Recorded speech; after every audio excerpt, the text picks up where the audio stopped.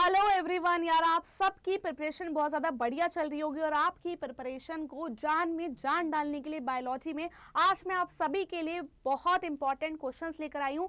जिस भी बच्चे ने यार अभी तक कुछ नहीं पढ़ा है या जिसके भी प्री बोर्ड में 30 नंबर बन रहे थे, 40 नंबर बन रहे थे, 50 नंबर बन रहे थे, तो बेटा ये आज मैं बहुत ज़्यादा इंपॉर्टेंट क्वेश्चंस लेकर आई हूँ। अगर जिस भी बच्चे ने ये वाले क्वेश्चंस कर लिए ना, वो अपने ये तो मान के चलना कि आपका 80% सिलेबस कंप्लीट हो गया। अगर आपने अभी तक अंदर से डीपली एनसीईआरटी की रीडिंग नहीं करी है, एक बार करी है, अच्छे से समझ में नहीं आई है, कोई नहीं यार, अब इतना टाइम है भी नहीं कि आप रीड करने बैठोगे और फिर सब कुछ करोगे। अभी आपको बेटा मैक्सिमम अपना 80% तो कंप्लीट कर लो। और मैं आज वो क्वेश्चंस लेकर आई हूँ जो अब तक के मोस्ट रिपीटेड क्वेश्चन है, हर चैप्टर के बेटा क्वेश्चंस लेकर आई हूँ। प्लीज जिसने भी अब तक ये क्वेश्चंस नहीं करे हैं वो कर लो, वरना इसमें मेरा कुछ नहीं जाएगा। अगर नहीं करोगे तो तुम लोग ही पछताओगे, तुम लोगों के ही नंबर कम आएंगे, फिर पेपर के बाद तुम लोगों को ही लगेगा, अरे रिग्रेट होगा कि यार तब कर लेते तो अब अच्छे नंबर आ जाते।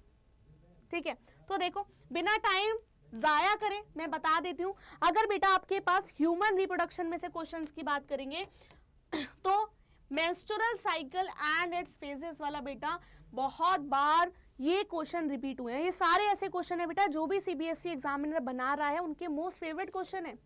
कभी भी बनाता है उनको लगता है ये तो डाल ही दो, क्योंकि इस चैप्टर के अंदर से जो क्रक्स वाले पॉइंट है ना वो आ जाते हैं इसके अंदर। Where oogenesis takes place, describe the stage of the process. बेटा देखो ये वो क्वेश्चंस है, इन्हीं के अंदर से 2 मार्क्स में भी बन सकता है, इन्हीं के अंदर से 3 मार्क्स में भी बन सकता है, 4 में भी, 5 में भी। ये लॉन्ग क्वेश्चंस तो है ही। तीसरा क्वेश्चन बेटा कर लेना, describe the hormonal control of the human male reproductive system with the help of a flow chart, highlight and inhibitory and stimulating directions in it. ठीक है, हार्मोनल कंट्रोल पूरा देख लेना, इसके बाद मेल का, फीमेल का और मेंस्ट्रुअल साइकिल पढ़ लेना ह्यूमन रिप्रोडक्शन में। Sexual reproduction and flowering plants की बात करोगे बेटा, सबसे ज्यादा क्वेश्चन आया हुआ है, 2 मार्क्स में आया था, 3 में। गैटिनोगैमी एंड जीनोगैमी में difference, what is the difference between geitonogamy and xenogamy. बेटा आपको डायग्राम पूछा गया, anatropous ovule of the angiosperm, इसमें आपको बेटा ये सारी लेबलिंग करनी है। Nucellus, integument, antipodal cell, secondary nucleus. इस चैप्टर से बेटा ये सारे के सारे डायग्राम्स बहुत इंपॉर्टेंट है, विद डायग्राम आपको करने हैं। और आपको डिफरेंशिएट करना है माइक्रोस्पोरोजेनेसिस एंड मेगास्पोरोजेनेसिस के अंदर, यानी कि मेल वाले का और फीमेल वाले का। नेक्स्ट चैप्टर में पढ़ोगे यानी कि रिप्रोडक्टिव हेल्थ, आपको बताना है natality rate, difference between natality rate and mortality rate. ये वाला आप क्वेश्चन आप उसमें भी देखोगे इवोल्यूशन के अंदर, नहीं मतलब एक चैप्टर के अंदर और है जिसमें आप मोर्टेलिटी रेट एंड नैटेलिटी रेट पढ़ते हो, पॉपुलेशन के अंदर है ना, जिसमें स्पीसीज का और पॉपुलेशन स्पीसीज का पूछ सकता है। Give 3 difference between tubectomy and vasectomy में आपको डिफरेंस पूछा गया, किसके अंदर, रिप्रोडक्टिव हेल्थ, ये कर लेना।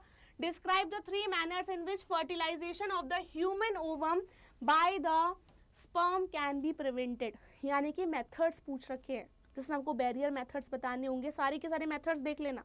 ये वो क्वेश्चन है जहां से आपका 3 नंबर 2 नंबर सबका कंप्लीट हो जाएगा, क्योंकि ये सारे लॉन्ग क्वेश्चंस हैं।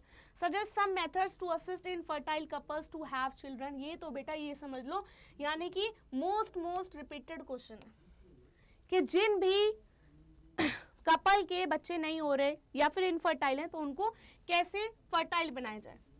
Principle of inheritance and variation से बेटा ये सारे के सारे एक्सपेरिमेंट इंपॉर्टेंट है। उसमें सबसे ज्यादा एक्सपेरिमेंट कौन सा है, Morgan choose Drosophila and the experimental material for the studies in genetics, Morgan का। उसके बाद डिफरेंस कर लेना, डोमिनेंस, को डोमिनेंस एंड इनकम्प्लीट डोमिनेंस में क्या क्या डिफरेंस है विद एग्जाम्पल, और इनका आप क्रॉस भी बनाकर देखोगे। मेंडल्स के बेटा प्रिंसिपल देख लेना, तीनों के तीनों कौन कौन से प्रिंसिपल है, उनके एक्सेप्शंस क्या थे और ये कब कब दिए गए थे। ये सारे क्वेश्चन तो बेटा कर ही लेना आप लोग। मॉलिक्यूलर बेसिस ऑफ इनहेरिटेंस बेटा आपको ट्रांसक्रिप्शन, ट्रांसलेशन प्रोकैरियोटिक सेल्स में कहाँ होता है, आपको 3 स्टेप्स बताने हैं जो ट्रांसलेशन के अंदर होते हैं, बहुत इंपॉर्टेंट क्वेश्चन है। सेकेंड है what do you mean by semi conservative nature of DNA replication, बेटा डीएनए का रेप्लिकेशन का सेमी कंजर्वेटिव क्यों है और उसको प्रूफ देना है।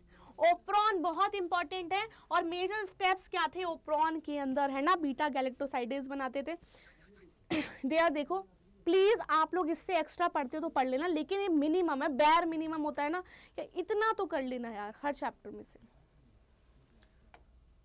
इवोल्यूशन के अंदर बेटा ऑपरेन हेल्डेन हाइपोथेसिस कर लेना about the origin of the life suggest second देखोगे how do Darwin and Hugo de Vries think about the mechanism of the evolution. Evolution से बेटा बहुत सारे क्वेश्चंस आ रखे हैं और इस साल आपको नहीं पता क्योंकि चैप्टर इतना डिलीट हो चुके हैं कि किस चैप्टर में से कितना है। हार्डी वेनबर्ग प्रिंसिपल देख लेना, व्हाट आर द फैक्टर्स इसको जो इफेक्ट करते हैं। Louis Pasteur successfully demolish the popular theory of spontaneous generation. सारे के सारे मोस्ट रिपीटेड क्वेश्चन है, प्लीज कर लेना। उसके बाद ह्यूमन हेल्थ एंड डिसीजेस में देखोगे बेटा आउटब्रीडिंग डिवाइसेस क्या होते हैं, है ना, जो कि सेल्फ पॉलिनेशन को होने से रोकते हैं, that is known as outbreeding devices.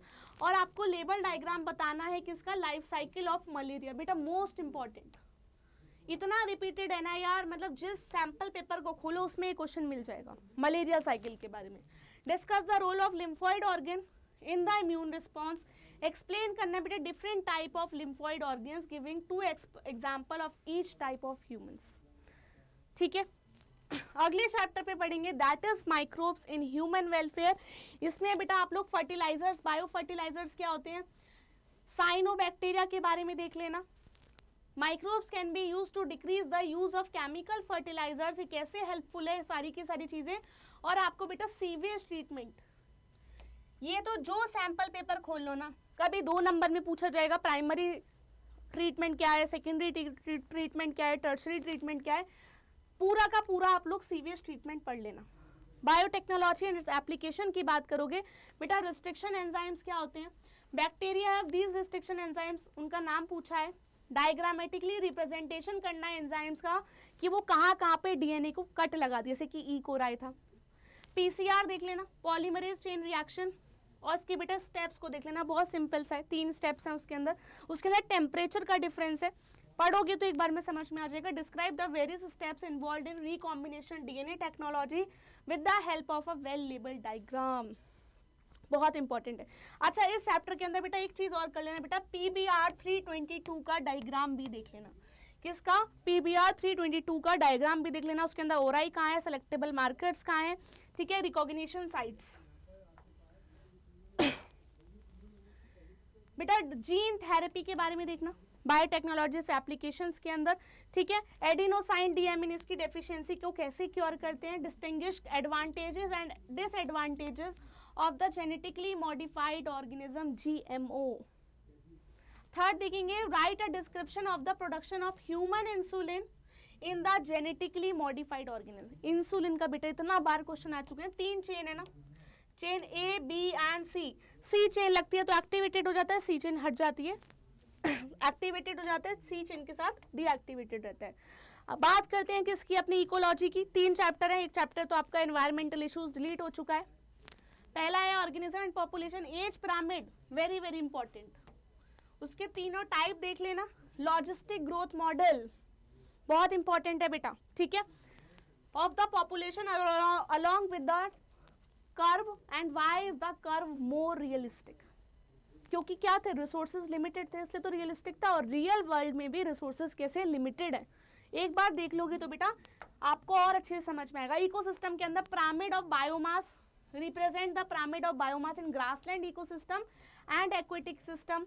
Represent करना systematically, describe the phosphorus cycle and बेटा फॉस्फोरस साइकिल, और आप लोग कार्बन साइकिल पढ़ लेना, ये हमेशा पूछी गई है।